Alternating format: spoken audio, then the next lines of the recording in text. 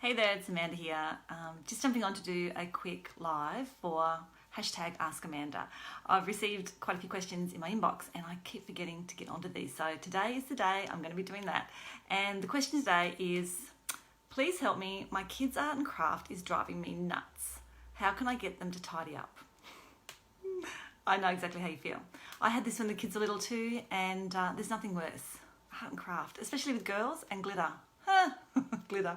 Okay, so you want to enjoy art and craft with your kids. I get it. And you want your kids to enjoy art and craft. I mean, how fun's art and craft? But the mess can be crazy sometimes. So I have 3 tips I want to share with you today. The first one is, firstly, designate an area that's easy to maintain and tidy up. Plus you can supervise, hopefully, because if you're there supervising and overseeing what's going on, you can sometimes stop the chaos from happening before it begins, if that makes sense. There are always going to be mistakes, but if you can see that it's getting a little bit out of hand, it's easy to take control when you can actually see what's going on with the kids. But of course, making it an area where it's easy to clean, whether it's on tiles, actually tiles are a great one, so that you're not going to have to deal with stains in carpet and things like that.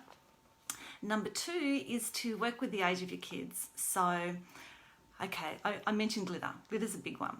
I wouldn't give glitter to a 2-year-old, for example. So if you've got, and I know the kids are going to want to do this, if they see it, they're going to want to use it. So I've always created, I guess, like limitations with the kids and work towards their age.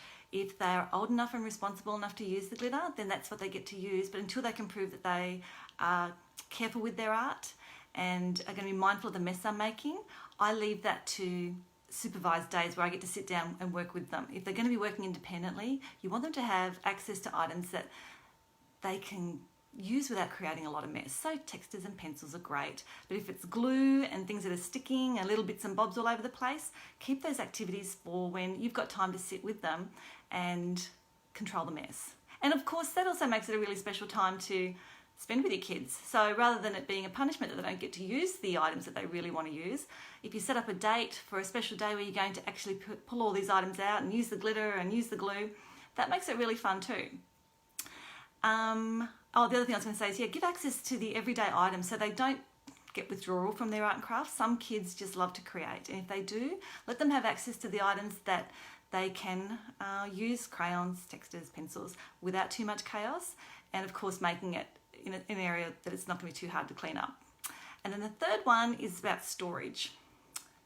It can be really, craft is one of those things that if you don't contain it, it just becomes an absolute nightmare.